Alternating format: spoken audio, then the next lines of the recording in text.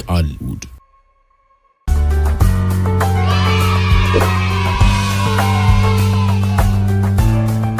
ቂሉ ጂም እና ብልሁ ጀምስ በአንድ ሀገር ውስጥ የሚኖር ቂሉ ጂም እየተባለ የሚጠራ አንድ ጅላጅል ሰው ነበር። የሚሰራው ስራ ሁሉ ግራ ነው። ቀን በጠራራ ፀሐይ ሻማ ሲያበራ ይውልና ስመሽ ደግሞ ሻማውን አጥፍቶ ይቀመጣል። በሰማይ ላይ ደመና እንኳን በማይዞርበት ቀን ደግሞ ከዝናብ ለመከላከል በሚል ዛንጥላ አንግቦ ሲዞር ይውላል። ሙቀቱ በበረታ በበጋ ወራት ላይ ደግሞ ካፖርት ለብሶ ወዲያና ወዲህ ይላል። ቅዝቃዜው አጥንት በሚሰብርበት በክረምት ወቅት ደግሞ ከኒተራና ቁምጣ ለብሶ የሚታይበት አጋጣሚ በጣም ብዙ ነው። በዚህም የተነሳ ቂሉ ጂም የሀገር መሳቂያ ነበር። የቂሉ ጂም ግራ የሆነ ባህሪ በብዙ ሰዎች ዘንድ ይታወቃል። ቆይቶ ደግሞ ወሬው በሀገሩ ንጉስ ጆሮ ደረሰና ንጉሱ በጅላጅል ስራው ለመሳቅ ቂሉ ጂምን ወደ ቤተ መንግስት አስጠራ። ቂሉ ጂም በጥሪው መሰረት ንጉሱ ፊት ሲቀር አለባበሱን፣ አረማመዱንና አነጋገሩን አይተው ንጉሱና አጃቢዎቹ በሳቅ ፈነዱ። በመካከሉ ንጉሱ ጣልቃ ገባና ወደ ቂሉ ጂም እየተመለከተ ጂም መቁጠር ትችላለህ ሲል ጠየቀው። ጂም መለሰና አዎ ጌታዬ፣ እንቁላል መቁጠር እችላለሁ። አሁን ለምሳሌ ትላንትና 4 እና 2 እንቁላል አግኝቻለሁ አለው። ንጉሱም ታዲያ 4 እና 2 ስንት ይሆናል አለው። ጂም መለሰና ጌታዬ፣ ይህንን አሁን በትክክል መናገር አልችልም። ወደ ቤቴ ልመለስና እንደገና ቁጥሬ ላሳውቆት ሲል ጠየቀው። ንጉሱም በጂም ምላሽ እየሳቀ መልካም ሂድና አረጋግጥ አለው። ጂም ወደ ቤቱ ሄዶ እንደገና ቁጥሩ አረጋገጠ። ወደ ንጉሱ ዘንድ ተመልሶ ቀረበና በቤት ያለው እንቁላል 4 እና 2 ብቻ ነው ሲል መለሰለት። ንጉሱና አጃቢዎቹ ይህንን የጂም ምላሽ ሲሰሙ በሳቅ ፈነዱ። ንጉሱ ቀጠለና ጂም ልጄን ለማግባት ትፈልጋለህ ሲል ጠየቀው። ጂም መለሰና ጌታዬ ሆይ እሷን የመሰለ ቆንጆ አግኝቼ ነው ሲል መለሰለት። ንጉሱ በል እንግዲህ በደንብ አዳምጥ። ከአንድ ወር በፊት የማቀርብላትን እንቆቅልሽ ለሚፈታ ሰው ሁሉ ልጄን ለመዳር ወስኛለሁ። እንቆቅልሹን ለመፍታት በሚደረገው ጥረት አንድ ሰው የሚፈቀድለት 3 ጊዜ ያህል እንዲሞክር ነው። 3 ጊዜ ሞክሮ እንቆቅልሹን መፍታት ያልቻለ ሰው ህይወቱን ያጣል። እስካሁን ድረስ 50 ሰዎች ሞክረው ስላልተሳካላቸው ህይወታቸውን አጥተዋል። ስለዚህ በደንብ አስብበት ሲል ነገረው። ጂም መለሰና ጌታዬ ችግር የለውም፣ ለመሞከር ዝግጁ ነኝ። በላንተ ብቻ እንቆቅልሹን ንገረኝ አለው። ንጉሱ መለሰና እንቆቅልሹ እንደሚከተለው ጠየቀው። ጠዋት ማለዳ ላይ በ4 እግሩ፣ ቀትር ላይ በ2 እግሩ፣ ሲመሽ ደግሞ በ3 እግሩ የሚራመድ ነገር ምንድን ነው ሲል ጠየቀው። መልሱን የሚያዝያ ወር በገባ በመጀመሪያ ቀን መጥተህ ትነግረኛለህ ብሎ አሰናበተው። ጂም እንቆቅልሹን እያወጣና እያወረደ ወደ ቤቱ ተመልሶ ሄደ። የሚያዝያ ወር የመጀመሪያ ቀን እስኪደርስ ድረስም ምንም ነገር አልሰራም። በነገሩ ላይ ሲያስብበት ከረመ። ጂም እንቆቅልሹን መፍታት እንደማይችል ብዙዎች እርግጠኛ ነበሩ።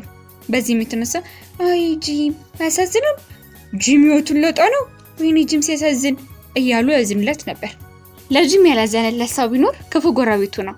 ያ ክፉ ጎረቤቱ የጂምን ፈረስ ወስዶ ይጉሉ ማድረግ ይመኝ ስለነበር ጂምን ገሎ ፈረሱን ለመውሰድ እቅድ አውጥቶ ይጠባበቅ ጀመር። የሚያዝያ ወር የመጀመሪያ ቀን ሲደርስ ጂም ወደ ንጉሱ ዘንድ ለመሄድ ጉዞ ጀመረ። የእውነት ግን ጂም ተሳክቶለት ነው? በዚህ አጋጣሚ ለመጠቀም በማሰብ ያ ክፉ ጎረቤቱ የተመረዘ ኬክ አዘጋጅቶ ጂም በሚያልፍበት መንገድ ድልድዩ ላይ አስቀምጦ ዘር አለ። ይሄ ጎረቤቱ ግን ጂም እንቆቅልሹን ሊፈታ እንደሚችል እያሰበ ይመስላል። ጎረቤትየው ጂም የተመረዘውን ኬክ እንደሚበላ እርግጠኛ ነው። ኬኩን በልቶ ሲሞት ፈረሱን በቀላሉ እጁ ማስገባት እንደሚችል ተስፋ አድርጎ መጠባበቅ ያዘ። ብዙ አልቆየም። ጂም በዚህ አቅጣጫ እየጋለበ መጣ። በድንጋዩ ላይ ተቀምጦ የነበረውን ኬክ ሲመለከት ግን አልፎ አልሄደም። ከፈረሱ ወረደና ኬኩን ከተቀመጠበት አነሳው። ጂም ኬኩን አገላብጦ የተመለከተ ይገርማል፣ ሙሉ ኬክ አስቀምጦ ሄደው ማን ይሆን? በአካባቢው ደግሞ ማንም የለም፣ እንደው ማን ይሆን እያለ ለመብላት ይጎመጅ ጀመር። ኬኩ አስጎምጅቶ ስለነበር ይገርማል፣ የኬኩ መዓዛ ልዩ ነው፣ እንዴት ያጓጓል ዋካችሁ እያለ ሲያደንቅ ቆየ። ጂም ጥርጣሬ ገብቶት ስለነበር ግን ለመብላት አልደፈረም። ኡፍ ቆይ እስቲ እኔ ከመብላቴ በፊት ለፈረሴ ላብላው አለና ከኬኩ ቆርሶ ለፈረሱ ሰጠው። ፈረሱ ግን ኬኩን ከበላ በኋላ ብዙ አልቆየም። በቆመበት ድልድዩ ላይ ተዘርግቶ ወደቀና ሞተ። ጂም ይህንን ሲመለከት ሀዘን ተሰማው። ነገር ግን ጠንቃቃ ባልሆን ኖሮ ሞቱኔ ነበርኩ። እንግዲህ ምን ያደርጋል፣ መንገዴን በእግሬ ልቀጥል አለና ለጉዞ ተነሳ። ከመሄዱ በፊት ግን የፈረሱ ሬሳ ጎትቶ ወንዝ ላይ ጨመረው። የፈረሱ ሬሳ ወንዙ ላይ እንደወደቀ እየተንሳፈፈ በውሃ ግፊት እየራቀ መሄድ ጀመረ። ነገር ግን ብዙም ሳይቆይ 3 ተሞሮች መጡና እላዩ ላይ ሰፍረው እየዘንጣጣሉ ይበሉት ጀመር። ጂም ፈረሱ በውሃ ተወስዶ ካይኑ እስኪሰወር ድረስ ቆሞ ሲያስተውል ቆየ።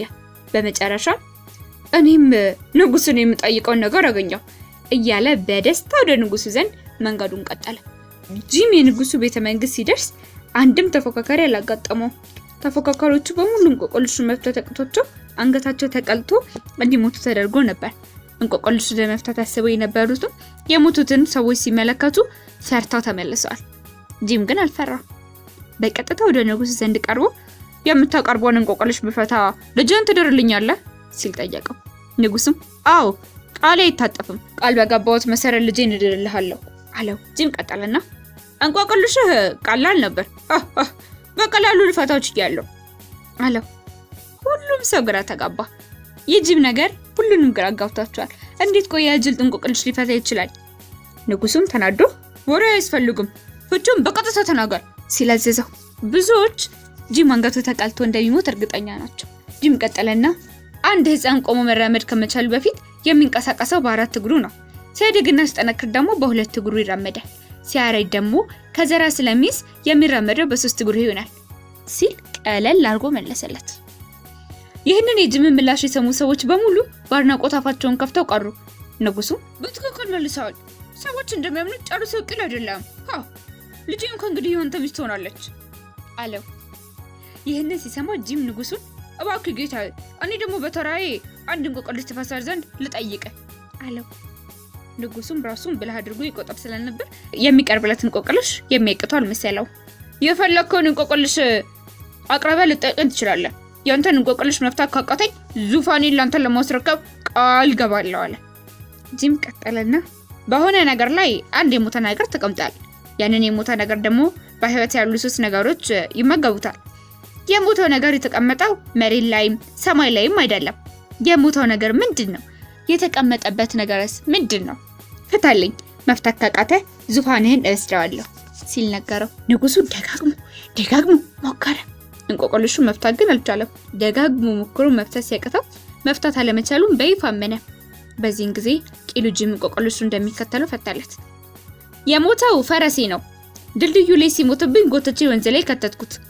በወንዝ ላይ ተንሳፈፈ ሲሄድ ሶስት አሞሮች እላዩ ላይ አርፈው ይበሉት ጀመር። የፈረሱ ሬሳ በመሬት ላይ አልነበረም፣ በሰማይ ላይም አልነበረም። እንደነገርኩ በውሃ ላይ ተንሳፎ ነበር ሲል መለሰለት። ይህንን ያደመጡ ሁሉ ቂሉ ጂም እንደሚገምቱት ቂል አለመሆኑን ተገነዘቡ። ጂም ከሁላቸውም የሚልቅ ብልህ መሆኑን ሁሉም አመኑ። ንጉሱም ቃሉን አለጠፈ። ቃል በገባው መሰረት ልጁን ለጂም ዳረለት። ዙፋኑንም በይፋ ወረሰው። ከዚህን ጊዜ ጀምሮ ቂሉ ጂም በሚለው መጠሪያ ምትክ ብልሁ ጀምስ እየተባለ መጠራት ጀመረ። ተረቴን መልሱ፣ አፌን በዳቦ አብሱ።